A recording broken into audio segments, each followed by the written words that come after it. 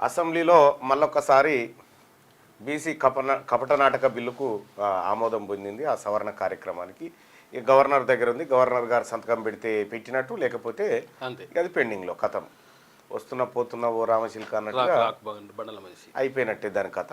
నిన్న తూతు మంత్రం కాదు కార్యక్రమం తెలుసు కదా, ఇక దాని గురించి పెద్దగా మనం పాలాభిషేకాలు ఇంకొకటి మాట్లాడుకోవాల్సిన టైం లేదు. కానీ మళ్ళీ బుక్క గులాల బ్యాచ్ కూడా మళ్ళా ఇక అయిపోయింది, వచ్చింది అనేటువంటి పరిస్థితి రాకుండానే అయిపోయింది.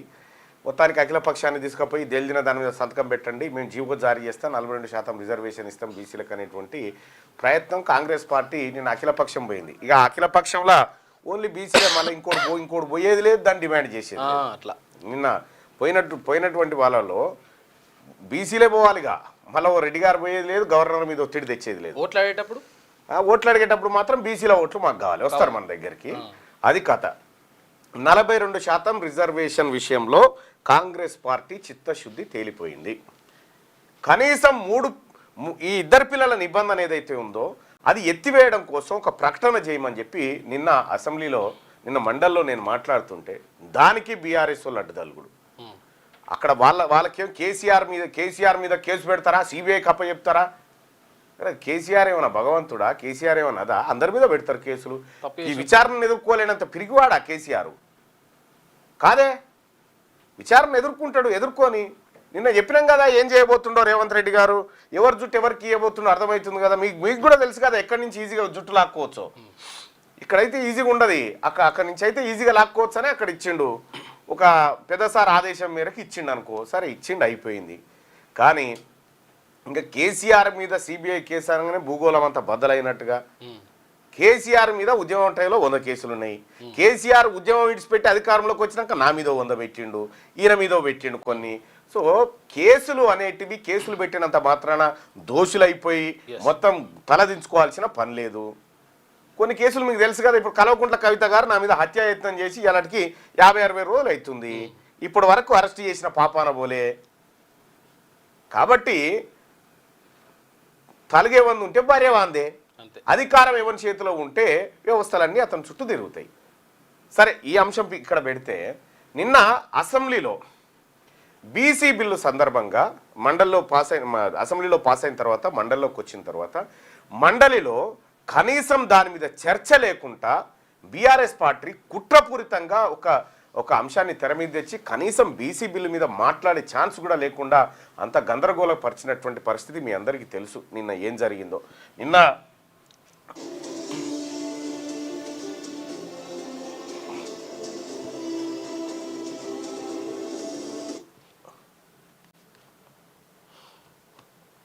ఇది ఎక్కడిది ఇవాళదేనా?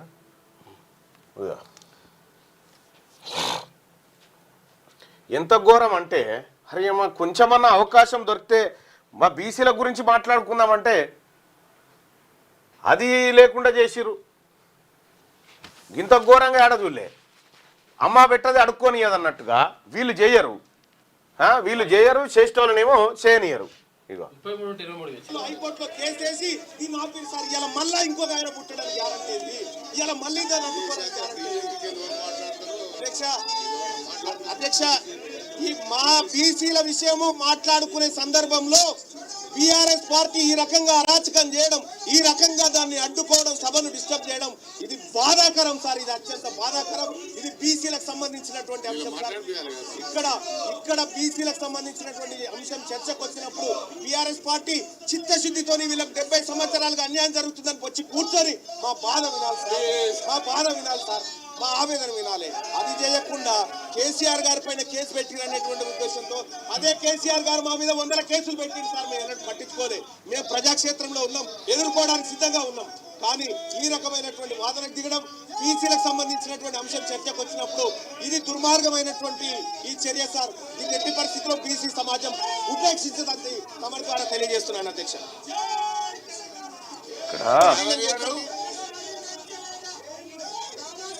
మున్సిపాలిటీలో విలీనం చేయడం తోటి దాదాపుగా 130 మంది సభలో వచ్చారు. జర శాంతంగా ఉండడం మంచిది. This is not a press conference, this is the house. You are the first timer, you are first day you are attending. Please silent. Sir ఓపికతో ఉండండి, దయచేసి కూర్చోండి. సార్ ఇక్కడ please please please please. Sir ఇక్కడ దాదాపుగా 130 గ్రామాలను ఇటీవల కాలంలో మున్సిపల్లో విలీనం చేయడం ఈడ జరిగిన కథ నేను మాట్లాడుతుంది ఏందో ఆడ గందరగోళ పరిస్థితుల్లో ఉండే సోదరులారా. నేను మాట్లాడుతున్నటువంటి అంశం ఏంటంటే ఇప్పుడు అక్కడ నిన్ననే బిల్లులు పెట్టిరు. ఏది పంచాయతీరాజ్ అమెండ్మెంట్ బిల్స్ పెట్టిరు, ఆ తర్వాత మున్సిపల్ అమెండ్మెంట్ బిల్స్ పెట్టిరు. ఈ పెట్టిన దీంట్లో ఏం చెప్పిరంటే క్లియర్గా మొత్తం ఇప్పటి వరకు 2023 డిసెంబర్ నుండి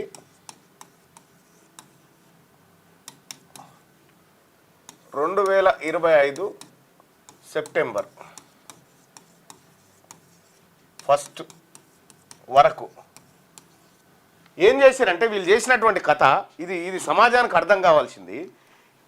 పంచాయతీరాజ్ చట్టాన్ని ఆ తర్వాత ఈ మున్సిపల్ చట్టాన్ని ఎందుకు సవరించారంటే ఇంద్రేశం అనేటువంటి ఒక విలేజ్లను మున్సిపల్గా మార్చారు.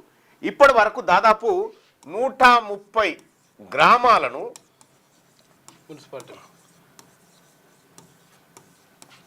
మున్సిపల్స్గా మార్చిండ్రు. ఎప్పుడు 2023 డిసెంబర్ నుంచి 2025 సెప్టెంబర్ మధ్యలో 130 గ్రామాలను తీసుకుపోయి మున్సిపాలిటీలుగా చేసిరు. అంటే నేనేం చెప్తా ఉన్నా ఇక్కడ బాగా అర్థం చేసుకోవాల్సింది, ఈ 130 గ్రామాలలో 130 మంది సర్పంచులు, ఎంపీటీసీలు, జెడ్పీటీసీలు, తర్వాత దాదాపు ఒక్క విలేజ్లో దాన్ని మున్సిపల్ చేసిరంటే పెద్ద విలేజ్ అయి ఉంటుంది. కాబట్టి 1300 వార్డు మెంబర్లు,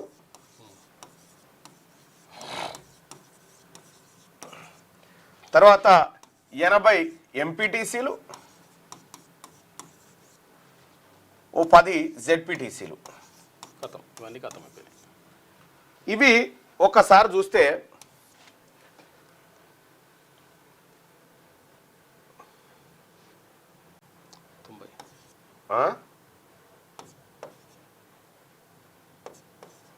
1520 పోస్టులలో ఇప్పుడున్న లెక్క ప్రకారం వీళ్ళు చెప్పినటువంటి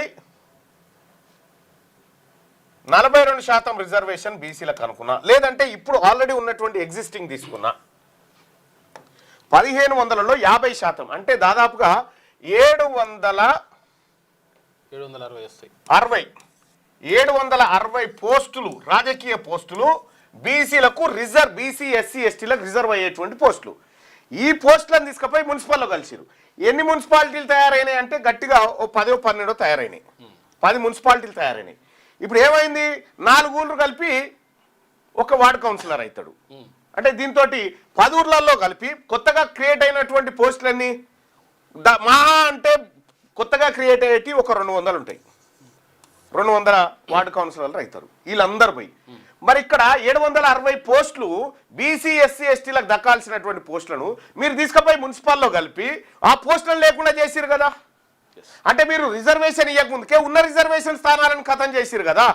ఇది నేను నిన్న ఆవేదనగా అసెంబ్లీలో సభలో మాట్లాడుతున్నటువంటి సందర్భంలో ఒకటే లొల్లి, ఇదొకటే అంశం. ఇంకా ఇదొకటి కాదుగా. నేనేం చెప్పిన అంటే 2 పిల్లల నిబంధన ఎత్తేయాలి.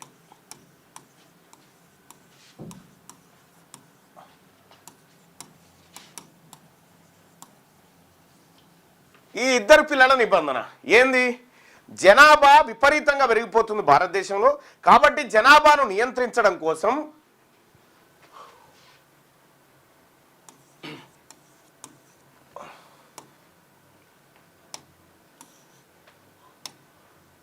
ఒకటేమో స్థానిక సంస్థల ఎన్నికల్లో పోటీ చేయాలంటే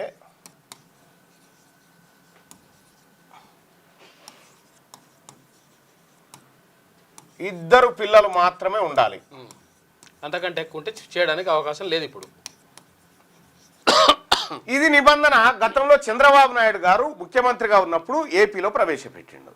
ఏపీలో ప్రవేశపెడితే అప్పుడు ఏమైంది, ఎన్నికల్లో పోటీ చేసే వాళ్ళు ఇద్దరు ముగ్గురిని కనుకుంటా ఇద్దరిని కానీ సప్లై కూకున్నారు. అప్పుడు జనాభా పెరుగుతుందని. ఇప్పుడు జనాభా తగ్గుతుంది అనేటువంటి ఉద్దేశంతో ఈ నిబంధన పెట్టిన చంద్రబాబు గారే ఏపీలో ఇది ఎత్తేసిండు. ఇద్దరు పిల్లల నిబంధన ఎత్తేసిండు. ఎత్తేసిన తర్వాత ఇప్పుడు తెలంగాణలో ఉన్నటువంటి ప్రభుత్వం ఇదే రేవంత్ రెడ్డి గారు దక్షిణ భారతదేశ జనాభా తగ్గిపోతుంది, దక్షిణ భారతదేశంలో జనాభా పెరగాలని చెప్తుంది కదా, మరి ఇద్దరు పిల్లల నిబంధన ఎందుకు అట్లే కొనసాగిస్తా ఉన్నాడు? నేనేం చెప్పిన, నిన్న రాష్ట్ర ప్రభుత్వాన్ని ప్రకటన చేయమని చెప్పిన, ఇద్దరు పిల్లల నిబంధన ఎత్తివేసేటువంటి ప్రకటన చేయమని చెప్పి నిన్న డిమాండ్ చేసిన.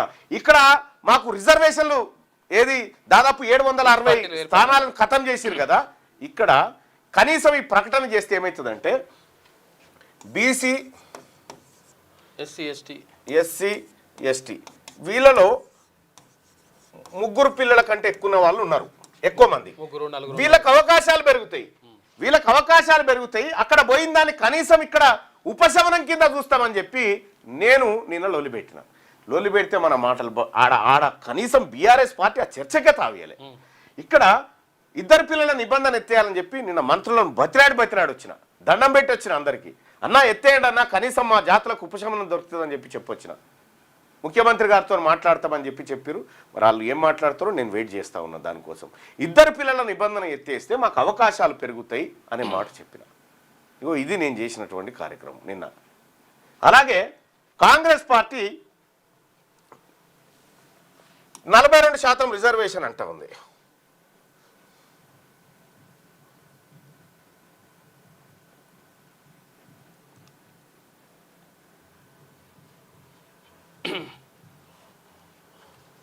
కాంగ్రెస్ పార్టీ 42% రిజర్వేషన్ పేరు మీద మనకు విషయం చెప్పింది కదా, ఇది కూడా 42 పేజీలో ఉంటుంది. 16వ పేజీలో కామన్ డిక్లరేషన్ 16వ పేజీ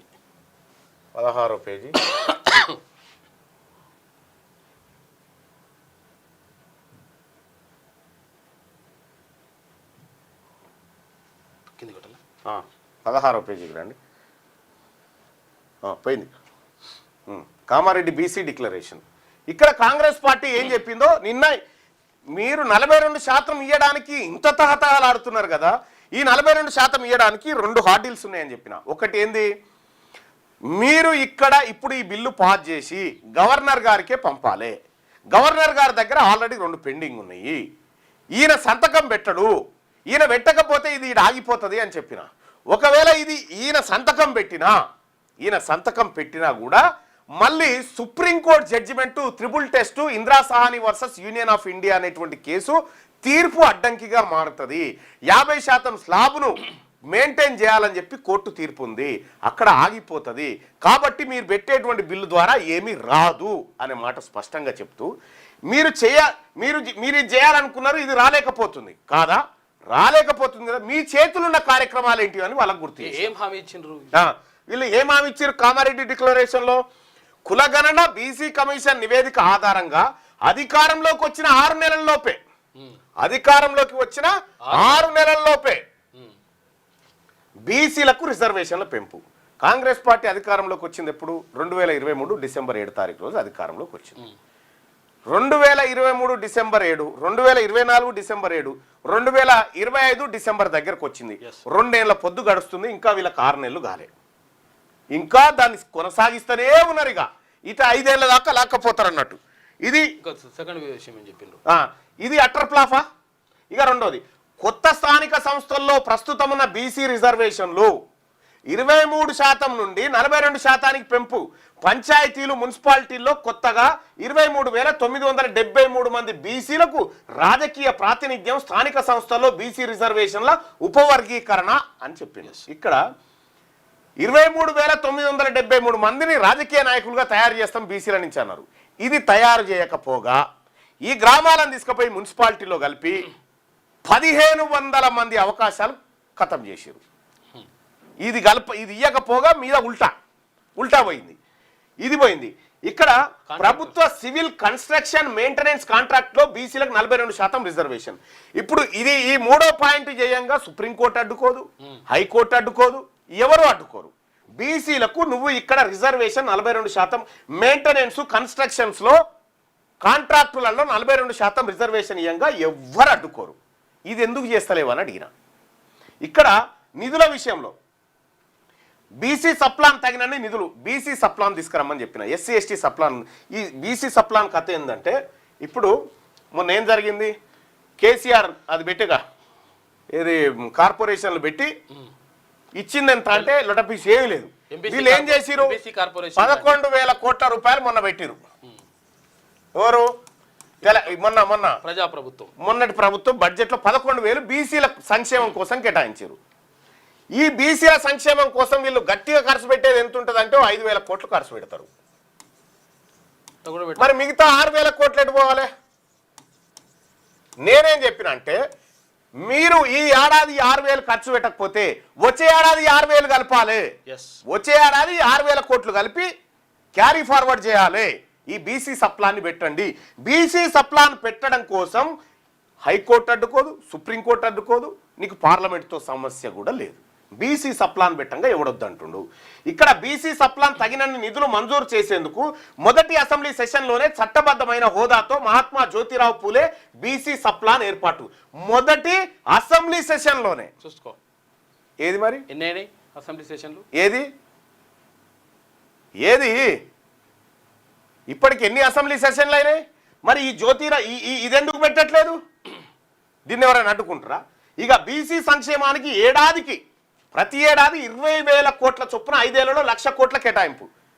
మొదటి బడ్జెట్లో 9,000 కోట్లు, రెండో బడ్జెట్లో 11,000 కోట్లు, 2 ఏళ్లు కలిపి 20,000 పెట్టలే. చూసుకో. ఇలా చిత్తశుద్ధి, కాంగ్రెస్ పార్టీ చిత్తశుద్ధి చూడండి ఎట్లుందో. 20,000 కోట్ల చొప్పున 5 ఏళ్లలో 1,00,000 కోట్లు పెడతామని చెప్పిన కాంగ్రెస్ పార్టీ ఇందులో సగం కూడా ఖర్చు చేయదు. ఇగో ఇక్కడ పంచాయతీ నాది. నిన్న సంక్షేమం విషయంలో ఎంబీసీ కులాల అభివృద్ధికి పర్యవేక్షించేందుకు ప్రత్యేక ఎంబీసీ సంక్షేమ మంత్రిత్వ శాఖ ఏర్పాటు చేస్తామని చెప్పారు. అసలు బీసీలకు మంత్రి పదవులు లేదా, ఎంబీసీ మంత్రిత్వ శాఖ చేస్తారట. ఇక అన్ని బీసీ కులాల సమగ్రాభివృద్ధికి కార్పొరేషన్ల ఏర్పాటు, బీసీ యువత చిరు వ్యాపారాలు నిర్వహించుకునేందుకు, చిరు వ్యాపారం కాంట్రాక్ట్లేమో వాళ్లకు, చిరు వ్యాపారాలు మాకట, చిరు వ్యాపారాలు చేసుకునేందుకు మరియు ఉన్నత విద్య కోసం 10 లక్షల వరకు పూచీకత్తు లేని వడ్డీ లేని రుణాలు ఇస్తామని చెప్పారు. ఏమైంది? ఏకాన పైసలు ఇవ్వలే ఇప్పటిదాకా. ఓవర్సీస్ స్కాలర్షిప్లే పైసలు ఇవ్వలే. ఇక అన్ని జిల్లా కేంద్రాల్లో 50 కోట్లతో convention hall, press club, study circle, library, క్యాంటీన్లతో కూడిన ప్రొఫెసర్ జయశంకర్ బీసీ ఐక్యతా భవనాలు, బీసీ ఐక్యతా భవనాల్లోనే జిల్లా బీసీ సంక్షేమ కార్యాలయం ఏర్పాటు. ఎన్ని రాసుకొచ్చారు. ఒక్కటి వీళ్ళ చేతి నుండి చేయనటువంటి కార్యక్రమాలు. ఇంకా చూడరు, విద్య కోసం ప్రతి మండలంలో నవోదయ విద్యాలయాలతో సమానంగా బీసీలకు కొత్త గురుకులం, ప్రతి జిల్లాలో ఒక కొత్త డిగ్రీ కళాశాల, ప్రతి మండలంలో ఒక స్కూల్ అన్నారు, నియోజకవర్గానికి ఒకటి ఇచ్చారు. ఇక అది ఎప్పుడైపోతుందో ఎవరికి ఎరకనో తెలియదు. ఆ బెంగళూరు ఆయన కాంట్రాక్టర్ గంపగుత్తగా ఇచ్చేసారు.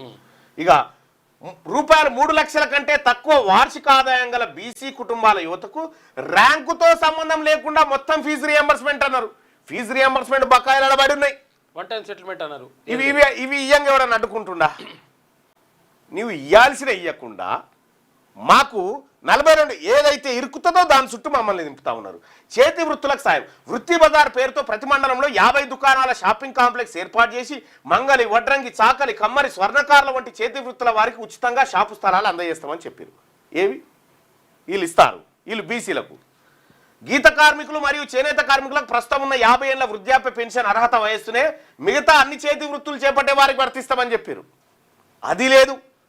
బీసీ కార్పొరేషన్లు, ఫెడరేషన్ల కింద నమోదైన ప్రతి సొసైటీకి ఎన్నికల నిర్వహణ మరియు 10 లక్షల ఆర్థిక సాయం ఇస్తామన్నారు. అది లేదు. వివిధ సామాజిక వర్గాలు, ముదిరా సామాజిక వర్గాన్ని ఇగో కాంగ్రెస్ పార్టీ తన ఎన్నికల మేనిఫెస్టోలో పెట్టింది. ఏమని? GOMS number so and so date పునరుద్ధరణ, ముదిరాజు, ముత్రాసు, తెనుగోళ్ళు సామాజిక వర్గాలను బీసీడీ నుంచి బీసీఏలోకి చేర్చడం అని చెప్పి ఇందులో పెట్టిరు. ఇది మీరిచ్చిన హామీయే కదా. మరి మీరిచ్చిన హామీలే ఎందుకు అమలు చేస్తలేరని నిన్న మీ కాగితం మీకే చూపించిన. ఇక గంగపుత్ర మత్స్యకార హక్కులకు సంబంధించి మత్స్యకార సామాజిక వర్గాల మధ్య పెండింగ్లో ఉన్న సమస్యలను పరిష్కరించేందుకు తెలంగాణ మత్స్యాభివృద్ధి బోర్డు ఏర్పాటు, ఆక్వాకల్చర్ ప్రోత్సాహం, క్యాప్టివ్ సీడ్ నర్సరీలు, మార్కెటింగ్ ఇన్ఫ్రాస్ట్రక్చర్ వంటి మత్స్య సంపద అభివృద్ధి కార్యక్రమాలు చేస్తామని చెప్పారు. ఈ గంగపుత్రులను రోడ్డు మీద ఇచ్చిపెట్టారు. వాళ్ళ గురించి కూడా పట్టించుకోలే ఈ ప్రభుత్వం. ఇక గొల్ల కుర్మలకు అధికారంలోకి వచ్చిన 100 రోజుల్లోనే 2వ దశ గొర్రెల పంపిణీ అన్నారు. ఏది 100 రోజుల్లో 2వ దశ అన్నారు. 2 ఏళ్ళు అయిపోయింది, ఇప్పటిదాకా అతిగతి లేదు, పాతదే పక్కా లేదు. అభయహస్తం గౌడ్లకు ఈత చెట్ల పెంపకానికి ప్రతి గ్రామంలో 5 ఎకరాల భూమి కేటాయింపు, ఈత మొక్కలు, బిందు సేద్యం, కాంపౌండ్ నిర్మాణాలపై 90% సబ్సిడీ. ఇక మద్యం షాపుల లైసెన్స్లో గౌడ్లకు ప్రస్తుతం ఉన్న రిజర్వేషన్లు 15% నుంచి 25కు పెంపన్నారు. మొన్న ఏం చేసిరు, మళ్ళీ 15 ఇచ్చారు. అంతే. కనీసం ఇచ్చే కాడ అవకాశం ఉన్న కాడ ఇత్తలేరు వీళ్ళు. నేనేం చెప్పిన నిన్న, మా గౌడ్లకు వైన్ షాపుల కాదయా, యూనివర్సిటీలు పెట్టే కాడ మా వాళ్ళకి రిజర్వేషన్, మా వాళ్ళు 2 యూనివర్సిటీలు రాని అని చెప్పిన. జనగాం జిల్లాకు సర్దార్ సర్వాయి పాపన్న గౌడ్ జనగాం జిల్లాగా పేరు మారుస్తామన్నారు. 2 నెలల్లో మీకు ఇంకా తీరుబాట్ల దొరకలేదు. దీనికి ఏమైనా ఉందా? మున్నూరు కాపు తెలంగాణ మున్నూరు కాపు కార్పొరేషన్ ఏర్పాటు, యువ పారిశ్రామికవేత్తలను ప్రోత్సహించేందుకు సబ్సిడీ రుణాల పంపిణీ. ఏ పైసా కాదు, అసలు కార్పొరేషన్ ఏర్పాటే చేయలేదు. పద్మశాలి జగిత్యాల, నారాయణపేట, భువనగిరిలో మెగా పవర్లూమ్ క్లస్టర్ల ఏర్పాటు, పద్మశాలిలకు పవర్ లూమ్స్ మరియు పరికరాలపై 90% సబ్సిడీ. ఏ పైసా లేదు. విశ్వకర్మ మంగళి స్వర్ణకారులు, కమ్మరి, వడ్రంగులు, కుమ్మరులకు 90% సబ్సిడీతో టూల్ కిట్లు. ఏం టూల్ కిట్లు ఎప్పుడు ఇస్తావు? ఇంకా పట్టణ ప్రాంతాల్లో షాపుల ఏర్పాటు, భూమి కేటాయింపు. రజకులకు సంబంధించి ఇగో రజక యువతకు పట్టణాల్లో ల్యాండ్రోమెంట్స్ ఏర్పాటు చేసుకునేందుకు 10 లక్షలు. రాష్ట్ర వ్యాప్తంగా ధోబిఘాట్ల ఆధునీకరణ కోసం ప్రతి జిల్లాకు 10 కోట్ల కేటాయింపు. ఇగో ఇందులో ఏ ఒక్కటైనా చేసిందా కాంగ్రెస్ పార్టీ బీసీల డిక్లరేషన్కి సంబంధించి? ఇప్పుడు నేను చదివినగా, ఇప్పుడు లైవ్లో జర కామెంట్ పెట్టండి బాయ్ సాబ్. ఇందులో ఏ ఒక్కటన్నా కాంగ్రెస్ పార్టీ చేసిందా?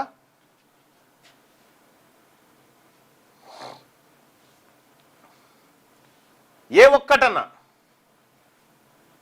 నేను నిన్న మండల్లో మాట్లాడింది ఇది మాట్లాడి, మీ చేతిలో ఉన్నాయి చెయ్యకుండా రాని దాని కోసం మమ్మల్ని, మాకేమో అక్కడ ఒంటె పెదవులకు నక్కాశ పడ్డట్టుగా మమ్మల్ని చూపెడతా ఉన్నారు. ఇది చేయాల్సింది ఫస్ట్ చేయండి అయ్యా మీరు అని చెప్పిన. ఇది శాతగాలే.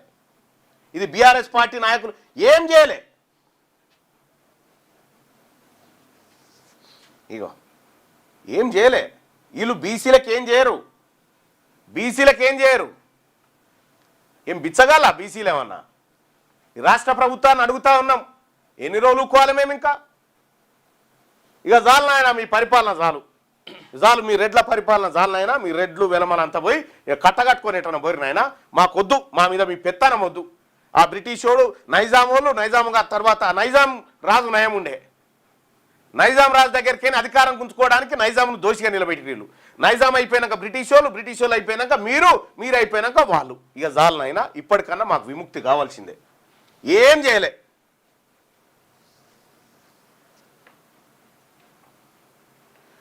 బరాబర్ ఇప్పుడు గింత అన్యాయంగా, గింత దుర్మార్గంగా ఈ ప్రభుత్వాలు వ్యవహరిస్తూ ఉంటే మరి కొట్లాడకపోతే ఏం చేయాలి? ఈ ప్రభుత్వాలు వాళ్ళని కేసీఆర్ అరెస్టులో వాళ్ళది, నాదేమో బీసీల కడుపుకోత.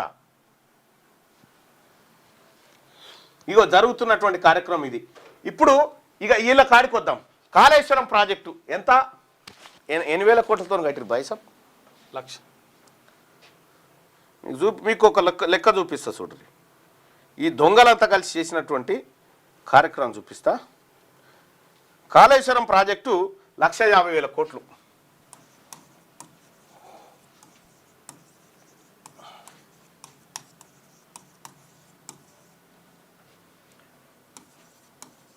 నిర్మాణం ప్లస్ వ్యయం 1,50,000 కోట్లు. ఇంత ఖర్చు పెట్టిరు నాయన. అప్పులు గిప్పులు అన్ని తెచ్చి గింత చేసిరు కదా. ఇందులో ఈ 1,50,000 కోట్లలో 25,000 కోట్లు 25,000 కోట్లు ఖర్చు పెడితే ఏమొస్తుందంటే 5 లక్షల ఇండ్లు కట్టొచ్చు. చూసుకో, ఇక 5 లక్షల ఇండ్లు 25,000 కోట్లతో. ఒక్కో నియోజకవర్గంలో ఎన్ని కోట్లు ఖర్చు పెడితే 11,900 కోట్లు. 11,900 కోట్లు ఖర్చు పెడితే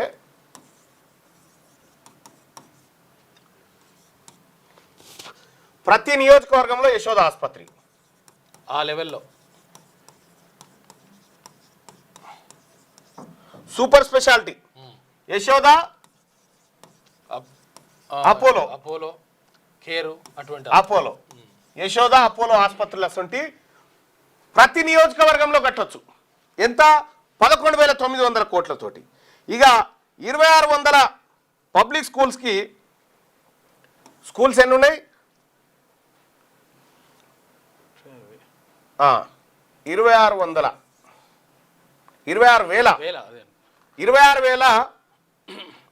స్కూళ్లకు ప్రభుత్వ అది పాఠశాల ఇక్కడ రాయద్దు. ఎంత ఎంత ఎంత అంతే అంతే 26,000 కోట్లతోటి ప్రతి స్కూలును హైదరాబాద్ పబ్లిక్ స్కూల్ లెక్క మార్చొచ్చు. హైదరాబాద్ పబ్లిక్ స్కూల్ లెక్క మార్చొచ్చు ప్రతి స్కూల్ని. ఇక అలాగే 5 లక్షల మంది నిరుద్యోగులకు 5 లక్షల చొప్పున ఇచ్చిన 25,000 కోట్లు.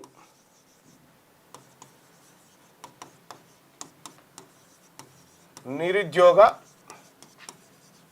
యువతకు లోన్లు ఇచ్చిన 25,000 కోట్లు అవుతాయి. అలాగే ఇవన్నీ కలిపితే వచ్చేది ఎంతంటే 87,900 కోట్లు అవుతాయి. 87,900 కోట్లు అవుతాయి. ఇంకెన్ని మిగిలితాయి 1,50,000 కోట్లలో? ఒక సగం వెళ్తాయి జర అటు ఇటు. ఒకవేళ 87,900 కోట్లు 87,900 కోట్లు ఇది 1,50,000 కోట్లు ఇది కదా. ఇక్కడ ఈ కార్యక్రమాలన్నీ చేస్తే ఏది 5 లక్షల ఇండ్లు కట్టిస్తే ప్లస్ ప్రతి నియోజకవర్గంలో యశోద అపోలో హాస్పిటల్ కడితే తర్వాత ప్రతి స్కూల్ను హైదరాబాద్ పబ్లిక్ స్కూల్ లెక్క మారిస్తే ఆ తర్వాత 5 లక్షల మంది నిరుద్యోగ యువతకు 5 లక్షల రూపాయల చొప్పున లోన్లు ఇస్తే ఇంకా 62,000 కోట్లు ఇంకా మిగిలేది ఎంత అంటే 62,000 కోట్లు మిగులుతాయి. ఇంకెన్ని మిగులుతాయి అంటే ఆ పోని ఒక 40,000 కోట్లతోటి తమ్మిడిహెట్టి ప్రాజెక్టు కట్టాం అనుకుందాం. ఈ తమ్మిడిహెట్టి ప్రాజెక్టు సేమ్ 20 లక్షల ఎకరాలకు 160 టీఎంసీలు 160 టీఎంసీలు అంటే 20 లక్షల ఎకరాల భూమి ఆయకట్టు. ఇప్పుడున్న కాళేశ్వరం కంటే ఎక్కువ 40,000 కోట్లతోటి అయిపోతుంది. అది 40,000 కోట్లు అయిపోయిందా? ఇవన్నీ కూడితే ఎంత అవుతుంది? 1,29,000 కోట్లు అవుతుంది. ఎంత అవుతుందన్నా? అచ్చా 900 కోట్లు ప్లస్ 1,27,900 కోట్లు అవుతుంది. ఇంకెంత మిగులుతుంది అందులో? ఇంకా 23,000 కోట్లు మిగులుతాయి. ఇంకా 22,100 కోట్లు మిగులుతుంది. ఇంకా 23,000 కోట్లు మిగులుతాయి. 23,000 కోట్లు ఏది ఇవన్నీ వేసిన తర్వాత ప్రాజెక్ట్ కూడా కట్టాక ఆ కాళేశ్వరం కూడా అంబేద్కర్ ప్రాణహిత చెవెళ్ళ సుజల స్రవంతి ప్రాజెక్టు కట్టిన తర్వాత ఇంకా 23,000 కోట్లు మిగులుతాయి. ఇంకా మిగిలితే ఈ 23,000 కోట్లతోని ఈ ఎస్ఎల్బిసి ఉంది కదా, ఈ శ్రీశైలం ఎస్ఎల్బిసి పాలమూరు నెట్టెంపాడు రంగారెడ్డి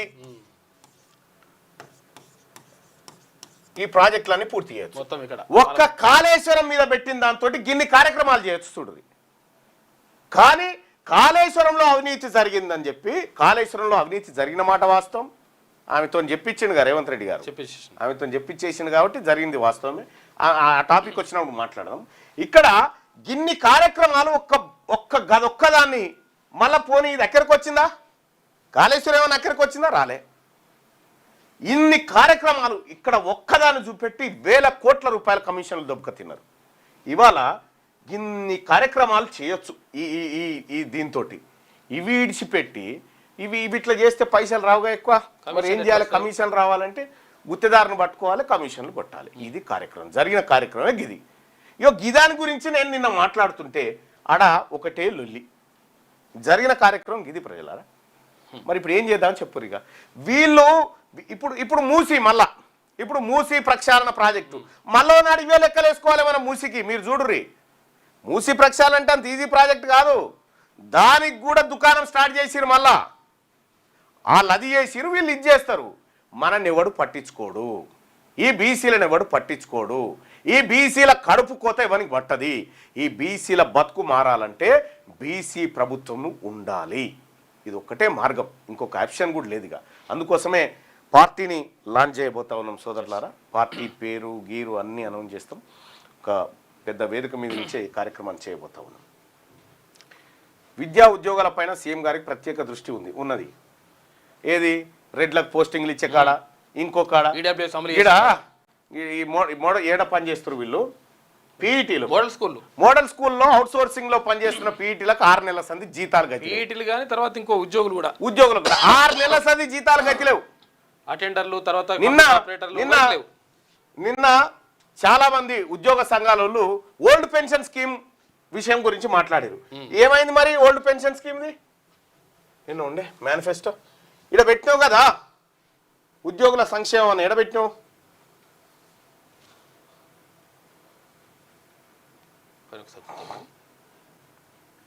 రైతు సంక్షేమం,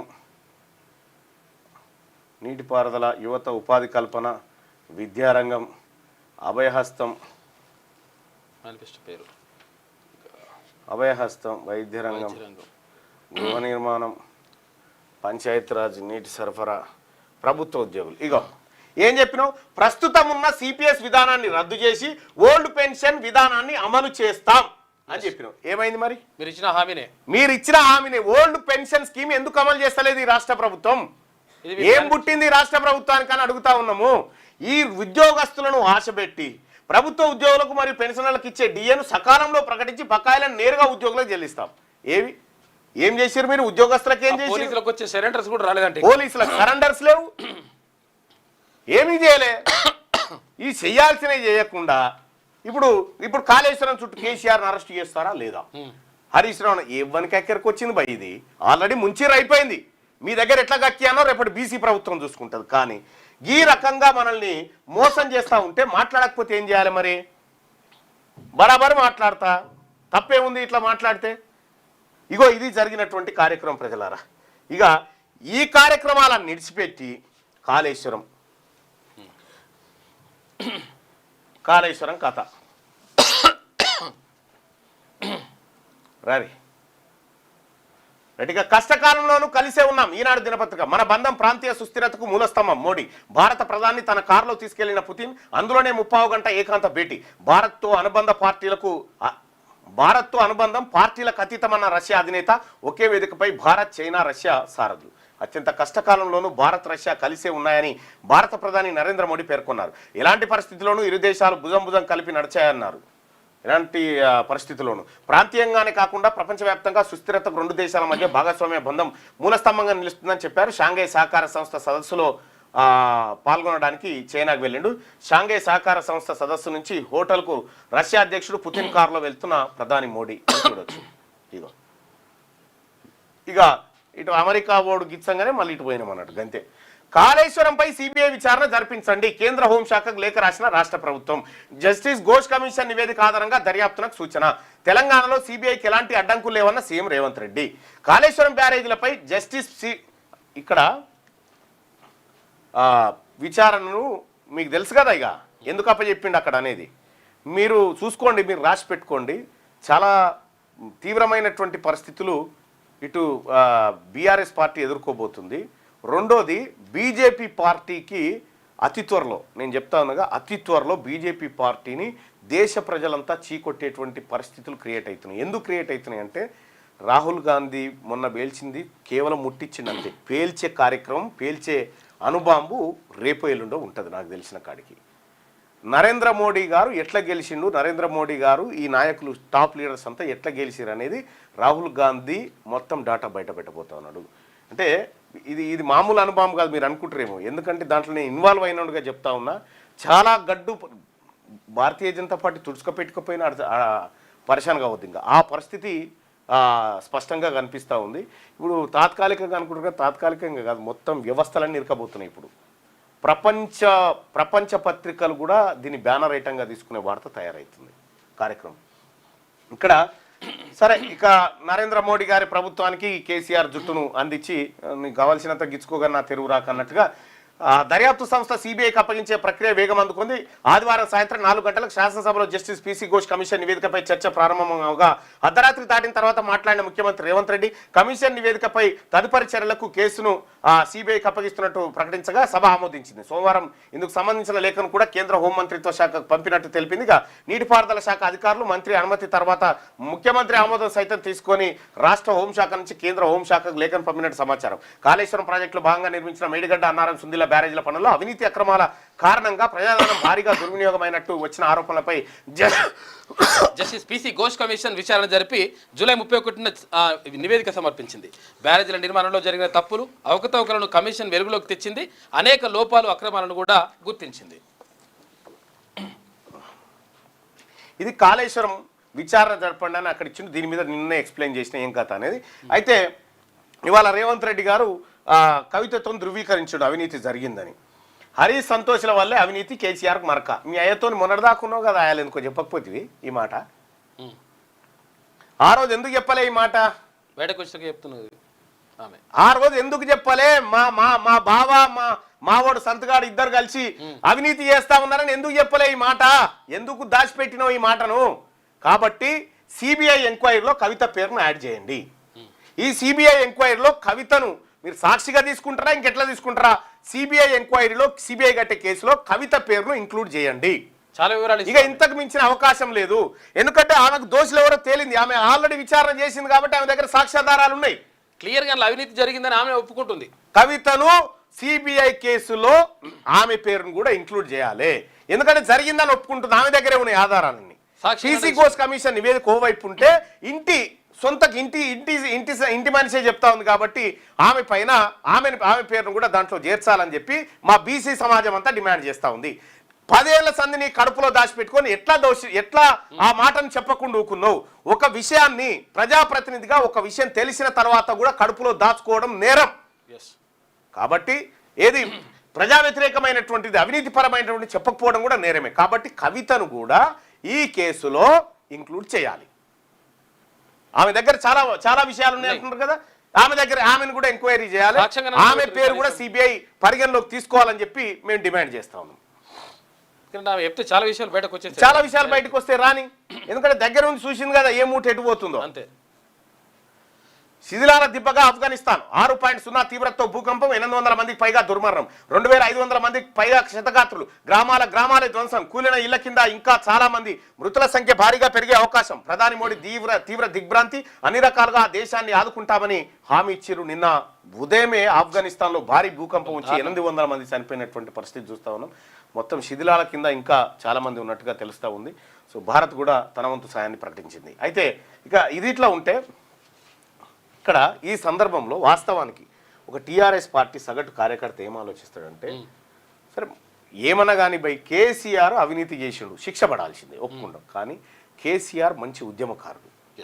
ఇవాళ కవిత ప్రెస్ మీట్ పెట్టి టార్గెట్ చేసింది హరీష్ రావును, సంతోష్ రావును కాదు, మొత్తం బీఆర్ఎస్ పార్టీ నామరూపాలు లేకుండా రేవంత్ రెడ్డి కాళ్ళకాడికి తీసుకుపోయేటట్టు ప్రెస్ మీట్ పెట్టింది. వాస్తవానికి ఏ మాట కామాట చెప్పుకోవాలి, కేసీఆర్ మంచి ఉద్యమకారుడు. ఆ విషయంలో నేను 100 సార్లు చెప్పాను. కేసీఆర్ గొప్ప ఉద్యమకారుడు. కేసీఆర్ నిజంగా వాస్తవానికి కూడా కేసీఆర్కు సరే దా కిందున్నోళ్ళు బటవా వేసిండొచ్చు కానీ డబ్బును లెక్క పెట్టే మనిషి కాదు. డబ్బును లెక్క పెట్టే మనిషి కాదు. కావాల్సింది పేరు, అదొక్కటి మాత్రమే. డబ్బు విషయంలో కేసీఆర్ పెద్దగా పట్టించుకోడు. ఆయన ముఖ్యమంత్రి పొజిషన్లో ఉన్నాడు కాబట్టి అవినీతి ఎక్కడ జరిగినా ముఖ్యమంత్రి ఖాతాలో జమ అయింది. ఆయన అవినీతి చేయలేదని నేను చెప్తలేను, ఆయన చేసిన కార్యక్రమాలు ఆయన చేసిండు. కానీ ఇక్కడ కేసీఆర్ విషయంలో మాత్రం కేసీఆర్ వదిలిపెట్టడం అనేది మా రిక్వెస్ట్ కాదు. ఎంక్వైరీ చేయండి. ఇక్కడ ఈ సందర్భంలో కడుపున పుట్టిన బిడ్డ ఆ కుటుంబానికి అండగా ఉండాల్సింది పోయి రేవంత్ రెడ్డితోని చేతులు కలిపి ఇవాళ కేసీఆర్ కుటుంబాన్ని నాశనం చేసే పరిస్థితికి తీసుకొచ్చింది కల్వకుంట్ల కవిత. ఈ సహజంగానే ఆ బీఆర్ఎస్ శ్రేణులు ఎట్లా జీర్ణించుకుంటారు ఇది ఎట్లా జీర్ణించుకుంటారు పాపం వాళ్ళు బాధలో ఉన్నారు. వాళ్ళు బాధలో ఉన్నారు. ఎంత అనుకున్నా ఎంత అన్నంటే పడకపోయినా ఏం చేయాలి? ఏం చేయాలంటే లోపల ఎవరైనా చేసుకుంటారు. అది ఏ కుటుంబం అయినా గదే. కానీ ఇంత తెగిడిచి మరీ పెట్టి ప్రెస్ మీట్ పెట్టి కేసీఆర్ ఉనికే లేకుండా చేయాలి. హరీష్ రావును సంతోష్ రావుకే అవుతుంది. ఇప్పుడేమన్నా కేసీఆర్ కదా అయ్యింది, డ్యామేజ్ అయింది కేసీఆర్కే. ఆయన బిడ్డనే చెప్తుంది కదా కేసీఆర్ అవినీతి చేసిండు అని క్లియర్. అంటే ఎట్టి పరిస్థితిలో వాస్తవం ఏంది, పంచాయతీ ఏంటంటే కల్వకుంట్ల కవిత గారు కాంగ్రెస్ పార్టీలో చేరడానికి సమాయత్తమైంది. మొన్న 3 మంత్రులు ప్రమాణ స్వీకారం చేసిన టైంలో 4వ పేరు ఈమెది కూడా ఉండే. చివరి క్షణానికి రాహుల్ గాంధీ గారు ఎంటర్ అయ్యి ఆ పేరు తీసేసి ఈ అవినీతి పర్రాలు మన దాంట్లో కొద్దని ఎల్లగొట్టిన తర్వాత రేవంత్ రెడ్డి గారు ఎట్టి పరిస్థితిలో ఆమెను తీసుకోవాలని ప్రయత్నం చేసినప్పటికీ కుదరలేదు. ఈమె కాంగ్రెస్ పార్టీతో టచ్లోకి పోతుందన్న విషయం అంటే తల్లిదండ్రులను బెదిరించడానికి అన్నను బెదిరించడానికి ఈ ప్రయత్నం చేసింది. ఇక్కడ బెడిసి కొట్టేసరికి వాళ్ళు పక్కన పెట్టేశారు. అసలు కవిత ముఖం చూడడానికి కేసీఆర్ ఇష్టపడతలేడంటే ఎంత బలమైన కారణమై ఉంటుంది. సొంత బిడ్డ ముఖం చూడడానికే తండ్రికి నువ్వు మొన్న కొడుకును అమెరికాకు తోలిస్తా ఉంటే ఫామ్ హౌస్ తీసుకుపోయిందట. ఫామ్ హౌస్ తీసుకుపోయి తాతను కల్పిస్తా అంటే ఆమెను బయటనే ఉంచు, మనమని ఒక్కరు లోపల రాయంటే మనమని లోపల పోయి తాత కాలు మొక్కి వెళ్ళిపోయినట. లోపల కూడా రానిలే ఫామ్ హౌస్లోకి. అంటే గా పరిస్థితి ఎందుకు వచ్చింది? ఈమె బీఆర్ఎస్ పార్టీలో మొత్తం కుంపట్లు తయారు చేసి బీఆర్ఎస్ పార్టీని కొలాబ్ చేసి రేవంత్ రెడ్డి గారి కాలంలో ఆనందం కోసం పనిచేస్తుంది అనేది బీఆర్ఎస్ పార్టీ ప్రధాన ఆరోపణ. అది అర్థమవుతూనే ఉంది. ఈ జరిగినటువంటి కథనం బీఆర్ఎస్ శ్రేణులు చాలా ఆగ్రహంతో ఉన్నారు ఈ విషయంలో. ఇగో కేటీ రామారావు, హరీష్ రావు వీళ్ళ అవినీతుల గురించి నేను మాట్లాడతా పోయి. కానీ కేసీఆర్ మంచి ఉద్యమకారుడు అని చెప్తా ఉన్నా. కేసీఆర్ మంచి ఉద్యమకారుడు, అతనికి అధికార ఆకాంక్ష ఉంటుంది సహజంగానే. కానీ డబ్బు ఆకాంక్ష మాత్రం అంతగా ఉన్నటువంటి వ్యక్తి అయితే కేసీఆర్ కాదు. కానీ కేసీఆర్ను కూడా దోషిగా నిలబెట్టే ప్రయత్నం సొంత కూతురు చేసింది చూడు. ఇంతకు మించిన మోసం ఇంకొకటి లేదుగా. సరే వాళ్ళ ఇంటి పంచాయతీ అయితే నేనైతే సిబిఐని చెప్తా ఉన్నా, కేసీఆర్ను వదలొద్దు, హరీష్ రావును వదలొద్దు, ఇంకెవరున్నా వదలొద్దు, అందులో కవితను కూడా ఇంక్లూడ్ చేయండి. మీకు ఈజీ అవుతుంది కేసు, పెద్ద కష్టపడాల్సినటువంటి పని లేదు. ఆమెనే ఇస్తుంది వివరాలన్నీ. రైట్గా ఇది ఇట్లుంటే మసకబారుతున్న ప్రజాస్వామ్య వ్యవస్థలు ఎన్నికల ప్రక్రియ ప్రమాదంలో పడబోతుందనే సంకేతాలు ఇండియా కూటమి ఉపరాష్ట్రపతి అభ్యర్థి జస్టిస్ సుదర్శన్ రెడ్డి గారు. ఈయన గెలిచేది లేదు, పోయేది లేదు. అక్కడ గెలిచేది బీసీ అభ్యర్థి గెలుస్తాడు, ఎన్డీఏ అభ్యర్థి గెలుస్తాడు, ఆయనే గెలవాలని కోరుకుంటాం. ఇక తక్షణ సాయం 10 కోట్లు, తీవ్ర నష్టం వాటిల్లిన జిల్లాలకు వెంటనే ఇస్తాం, సమగ్ర వివరాలతో 2 జిల్లాల్లో నివేదిక ఇవ్వాలి, వరద సహాయక చర్యలో వేగం పెంచండి, కేంద్ర సాయం కోరేందుకు ఢిల్లీకి ఉప ముఖ్యమంత్రి బృందం, ఉన్నతస్థాయి సమీక్షలో సీఎం రేవంత్, ఎస్డీఆర్ఎఫ్ నిధులను ఖర్చు చేయకపోవడంపై ఆగ్రహం. ఈ ఉన్న నిధులు ఖర్చు చేయలేదట ఫస్ట్. అయ్యో, తెలుగు వారంతా అండగా నిలవాలి, జస్టిస్ సుదర్శన్ రెడ్డి పరిచయ కార్యక్రమంలో. ఆయనకు మా బీసీలకు అయితే సంబంధం లేదా? మా బీసీలకు ఏమైనా సంబంధం ఉందంటే మా వాడు కాబట్టి రాధాకృష్ణన్తో సంబంధం ఉంది, ఆయన గెలవాలని కోరుకుంటున్నాం మేము. సిబిఐ విచారణపై ఎలా ముందుకెళ్దాం, కేసీఆర్తో కేటీఆర్ సహా భరాసా నేతల భేటీ, కవిత వ్యాఖ్యలపైన చర్చ, కాళేశ్వరం ప్రాజెక్టుపై సిబిఐ విచారణ కోరుతున్నట్టు రాష్ట్ర ఏమైనా బీఆర్ఎస్కు దమ్ముంటే, బీఆర్ఎస్ పార్టీ నిజంగా చిత్తశుద్ధితో ఉంటే గెట్అవుట్ అని చెప్పాలి. ఇంకా ఇంత ఇల్లంతా కొంప యాడో ఓ మూలకు నిప్పు పెట్టి ఇల్లు కాలిపోయేదాకా ఉంచుకోరు, ఇక సపరేట్గా మొత్తం కాలిపోతుంది.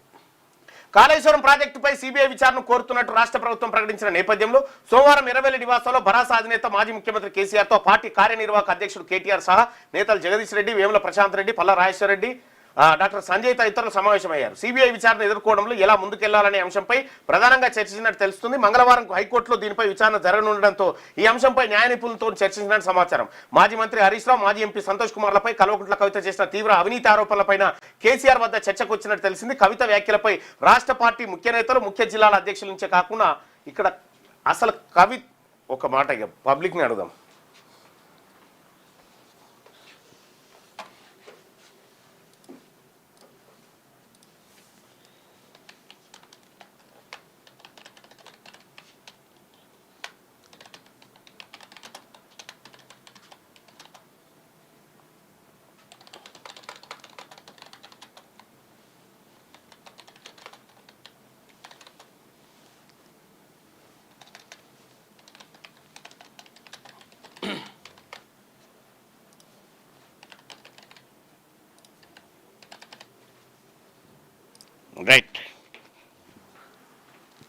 దేవనపల్లి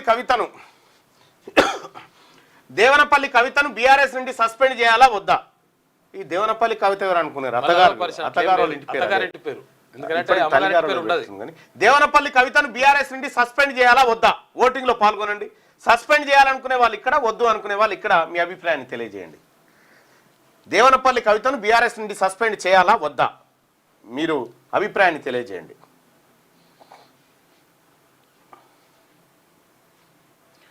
జాబ్ క్యాలెండర్ గురించి, నోటిఫికేషన్ గురించి పోరాటం చేయడం లేదు ఎందుకంటారు. అయ్యా, మాకు 42% జాబ్ రిజర్వేషన్ దక్కితే 42% ఉద్యోగాలు బీసీలకు దక్కుతాయి. మా బాధ అది. ఇప్పుడు నోటిఫికేషన్ వేసి ఈడబ్ల్యూఎస్ కోటా కింద వాళ్ళని ఎత్తుకపోమని చెప్పానా నేను? మా కడుపు వేదన ఏమని అర్థం కాదా?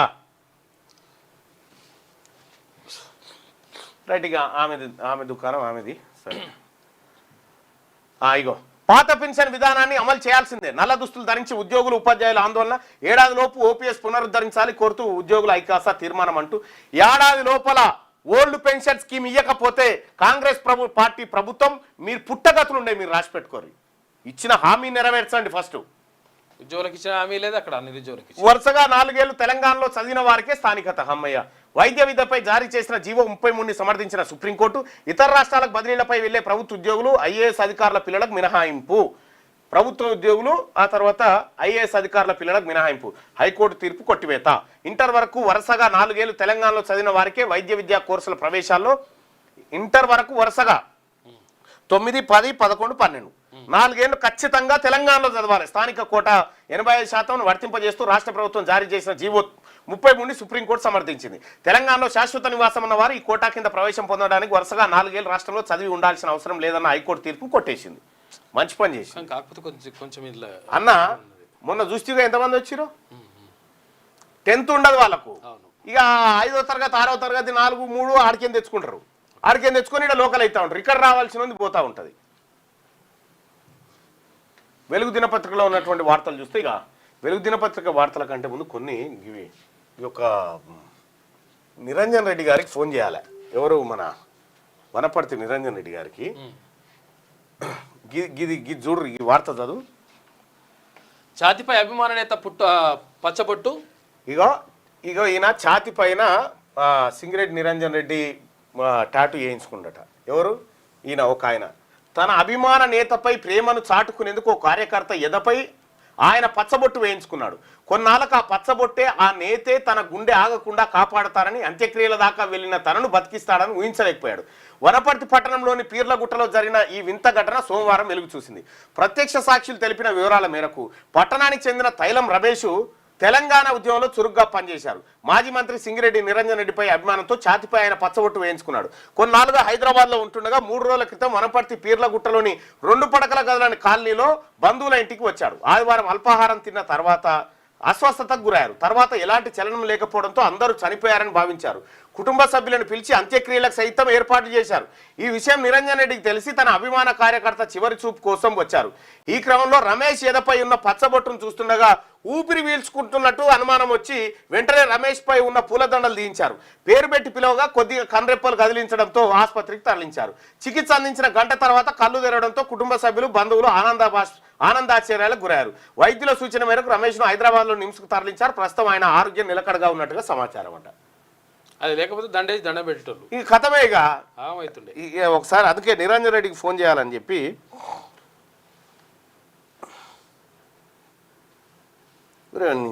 ఇది చాలా విచిత్రంగా ఉంది.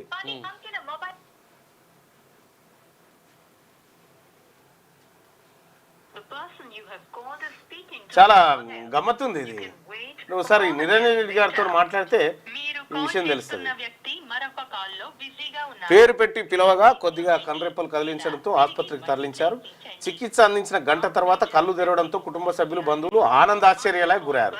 ఇట్లా ఏం లేదుగా ఈయన చనిపోయింది అనుకొని బంధువులు, చుట్టాలు అందరూ వచ్చిరట, పూలదండలు వేసిరు, అంత్యక్రియలకు తీసుకపోతున్నట్టుగా.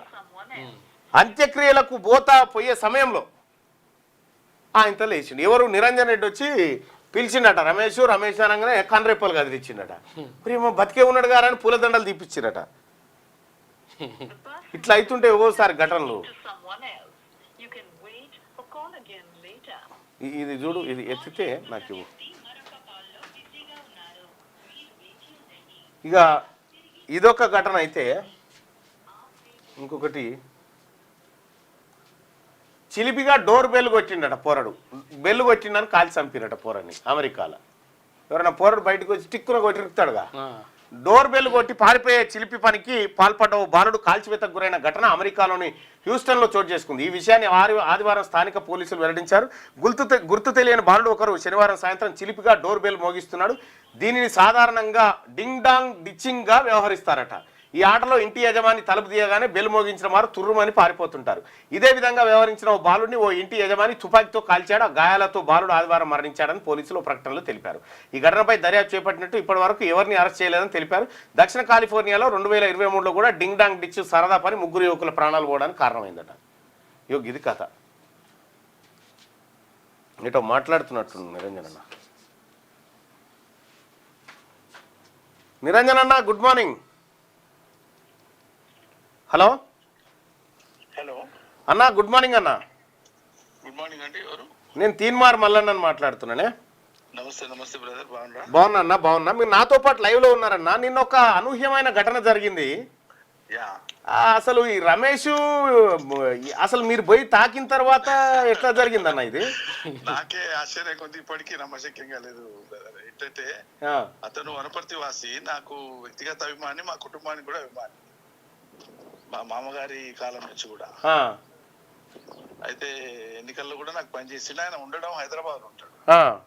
అంటే మీకు తెలుసు కదా, పాలమూరు నల్గొండలు ఎక్కువ వచ్చి అక్కడ బతుకుతాడు. అవును. సో అట్లా పోయి వలస పోయి అక్కడ బతుకుతున్నటువంటి వ్యక్తి ఇక్కడ అవసరం ఉన్నప్పుడు వస్తుంటాడు. ఉద్యమ కార్యక్రమాల్లో కానీ పార్టీ కార్యక్రమాల్లో అప్పుడప్పుడు వస్తుంటాడు. అయితే ఆయన మొన్న శుక్రవారము శనివారము వనపడితే వచ్చిందట, నాకు తెలీదు. వాళ్ళు ఎవరో కజిన్ ఉంటారు, పీర్లగుట్ట అని ఉంటుంది, అక్కడ కొన్ని డబుల్ బెడ్రూమ్ కట్టించి మన టౌన్ లో చాలా, అక్కడ ఒక కాలనీ ఉంటుంది. అందులో వచ్చి ఉన్నాడు. సండే నాడు మార్నింగ్ బ్రేక్ఫాస్ట్ చేసినాక సుస్థ అయిందని అడ్డం పడుకున్నాడు. ఇక అడ్డం పడుకున్న తర్వాత కొద్దిసేపటికి వాళ్ళు ఎంత ప్రయత్నం చేసినా లేవలేదు. హాస్పిటల్ తీసుకుపోతే డాక్టర్ అన్నాడు చనిపోయింది అని చెప్పాను. అయ్యో. తీసుకొచ్చి ఇంకా పాపం దుఃఖంలో వాళ్ళు దండలు గిండలు వేసి ఆయనకు సంబంధించినటువంటి వాళ్ళకి ఇన్ఫర్మేషన్ ఇచ్చిండ్రు. అప్పుడు తక్కువ మందే ఉన్నారు అప్పటికి. వాళ్ళ కజిన్ వాళ్ళు, వాళ్ళ కొడుకు, ఇంకా కొంతమంది లేడీస్ వాళ్ళు ఉన్నారు. ఆ పిల్లగుట్టలో ఉన్నటువంటి కాలనీ వాళ్ళు కొద్దిమంది ఉన్నారు. నాకు ఉదయం పూట అది జరగగానే నాకు సమాచారం ఇచ్చినారు. పిల్లోడు ఫోన్ చేసిండు ఎవరో, నేను పిల్లగుట్టకి వెళ్ళి ఫోన్ చేస్తున్నా సార్, ఇట్లా తైలం రమేష్ అని. నేను తైలం రమేష్ అంటే నా స్కూల్ ఎంతసేపు ఆయన హైదరాబాద్ లో ఉంటాడు కాబట్టి ఇక్కడ ఉన్నాను, ఇంకెవరో అనుకుంటున్నా. ఆయన కాకుంటాడని ఆయన మీద దృష్టి పోలే నాకు అసలు, ఎందుకంటే ఆయన హైదరాబాద్ ఉంటాడు. అయితే నేను మనోళ్ళు జనరల్ గా ఆపదలు అయినప్పుడు చెప్తుంటారు, అది ఇన్ఫర్మేషన్ ఇస్తుంటారు మనోళ్ళు చూసుకోవాలన్నట్టు. సో నేను కొద్దిగా బిజీగా ఉన్నా. మన పార్టీ టౌన్ పార్టీ ప్రెసిడెంట్, జిల్లా పార్టీ ప్రెసిడెంట్ ఒకసారి తమ్మి అని చెప్పిన. లేదు సార్ మీరు రావాలి ఖచ్చితంగా సార్, మీ అభిమాని సార్ ఆయన. సరే ఎట్లే వస్తానా, మధ్యాహ్నం వరకు నేను వేరే కార్యక్రమాల మీద తిరుగుతుంటే 2 అయింది. సార్ తీస్తారు, ఇంకో 10 నిమిషాలు అయితే తీస్తారు, మీరు అర్జెంట్ గా రావాలని అక్కడ ఉండే ఇంకో కార్యకర్త వచ్చి ఇక సరేనా పోదాం పద, ఆపత్తి కదా అని చెప్పి నేను, మా జిల్లా పార్టీ ప్రెసిడెంట్, నరసింహన్, మా లీడర్ అందరం కలిసిపోతాం. పోయి తీరా చూస్తేనంటే మనిషి ఈయన ఉన్నాడు, రమేష్.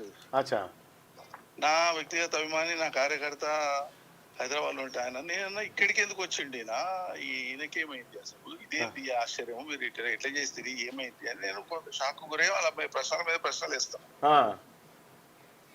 ఏమో సార్ ఏమైందో తెలియదు సార్, వచ్చిండు ఉన్నాడు మంచిగా తిన్నాడు ఇట్లా అయిందని వాళ్ళు ఏడ్చుకుంటే వాళ్ళు చెప్తారు. ఈ లోపల నా ఎంబడి ఉన్నటువంటి ఆ నరసింహ ఏం చేసినాడంటే తీక్షణంగా గమనించినాడు. ఆయనకి ఎందుకు అనుమానం వచ్చిందో తెలియదు. ఈ పొట్ట భాగము కదిలినట్లు అనిపించింది ఆయనకు. శ్వాస తీసుకుంటే ఇట్లా కదులుతుంది కదా, లైట్ గా కదిలింది. సార్ సార్ సార్ ఒకసారి గమనించండి సార్, చూడండి సార్ పొట్ట కదులుతుంది సార్ అన్నాడు. నేను గమనిస్తే కదులుతా ఉంది. నేను అర్జెంట్ గా దండలు తీయడమ్మా అని చెప్పి కోపడి దండలు తీపిచ్చేసి చాలా గట్టిగా ఇల్లు ఇచ్చుకపోయేటంత గట్టిగా రమేష్ రమేష్ రమేష్ అని 5-6 సార్లు. అంటే కళ్ళు తెరవలేదు కానీ కనుగుడ్లు కదులుతున్నాయి లోపల. ఇక నేను అన్నా ఈయన బతికే ఉన్నాడు, అర్జెంట్ గా తీయండి, షిఫ్ట్ చేయండి అని అంబులెన్స్ ఫోన్ చేసి హాస్పిటల్ తీసుకుపోతే హాస్పిటల్ పోయినాక కొద్దిసేపు ట్రీట్మెంట్ చేసినాక కొంచెం సుస్తుంది, ఇక్కడ కాదు మామూలు పంపించండి అంటే మళ్ళీ అటు పంపిస్తే మళ్ళీ అక్కడి నుంచి నిమ్స్కి పోయినారు. అక్కడ దాకా మనిషిని పెట్టి ఎంబడి పెట్టి మానిటర్ చేయించిన. చాలా చాలా విచిత్రంగా ఉందన్న. పొద్దున్న నుంచి మీరు వచ్చేదాకా 2 గంటల దాకా ఓ మనిషి. అదే నాకు ఇట్లా ఇట్లా గిచ్చుకొని చూస్తున్నా, ఇది నిజమేనా? మళ్ళీ మాట్లాడిరన్న ఆయనతో? నిన్న మాట్లాడిన, హాస్పిటల్ ఉన్నప్పుడు 2 సార్లు మాట్లాడినా, ఇప్పుడు పొద్దున కూడా ఒక అరగంట 40 నిమిషాల క్రితం మాట్లాడినా. ఏమంటున్నా మరి రమేష్? రేపు డిశ్చార్జ్ చేస్తాన్నారు సార్. ఆయన పాపం కృతజ్ఞతాభావంగా మాట్లాడే మాట, ప్రేమతో చాలా మాట్లాడతారు. కానీ అదే అదే అదే మనం మానవ మాత్రం, మనకు శక్తి లేదు, మనం చేస్తాం. శక్తి కాదు కానీ మరి ఆడ 7 స్టోలు తూడు స్టోలు ఉంటారు, అప్పటిదాకా కూడా లేవలేదు ఆయన. షాక్ అవుతుండ్రు వాళ్ళు. నేను బ్రతుకున్నాడని చెప్తే వాళ్ళకి ఇంకా వాళ్ళు భయపడుతున్నారు. అరే బ్రతుకున్న మనిషిని మేము ఇట్లా చేస్తామనే ఒక గిల్టీ ఫీలింగ్ ఉంది వాళ్ళకి, తెలియకుండా. సహజంగా ఉంటది కదా. అయ్యో మేము ఎంత పొరపాటు చేస్తాం కదా, చూసుకోలేదు కదా అన్న భావన వాళ్ళకు ఉంది. ఏదేమైనప్పటికీ కూడా ఒక ఈనాడు పత్రికలో ఈ వార్త ఉంది. ఛాతిపై అభిమాన నేత పచ్చబొట్టు, అభిమాన నేత తన దగ్గరకు వచ్చి తడిమితే బతికిండు అనేటువంటి విధంగా ఈనాడు పత్రికలో ఉంది. ఏదేమైనప్పటికీ కూడా ఒక మంచి కార్యకర్త మీకు బ్రతకడం, మీ అందరు కూడా మంచిగా ఉండాలని కోరుకుంటున్నా. థ్యాంక్ యూ సో మచ్ అన్న. అది చాలా విచిత్రమైనటువంటి వార్త కదా ఇది. అది ఆడ పోయి డిసైడ్ అయిపోయిందా, పుట్టభాగం కదులుతుంటే ఈ కార్యక్రమం చేసిందట. రైట్గా వెలుగు దినపత్రికలో ఉన్నటువంటి వార్తలు ఇక మిగతాయి మీరు అందించు. ఒకసారి కవితను బీఆర్ఎస్ పార్టీ నుంచి సస్పెండ్ చేయాలా వద్దా అనేటువంటిది ఇక్కడ ఒక పోల్ పెట్టినాం కదా. 82% అని, 82% బీఆర్ఎస్ పార్టీ నుంచి కవితను సస్పెండ్ చేయాలని చెప్పి 82% మంది అభిప్రాయపడుతున్నారు. ఇక బీఆర్ఎస్ పార్టీ ఇంతకంటే మరి ఎక్కువ ఏం ఆలోచిస్తుందో మనకు తెలియదు. ఇక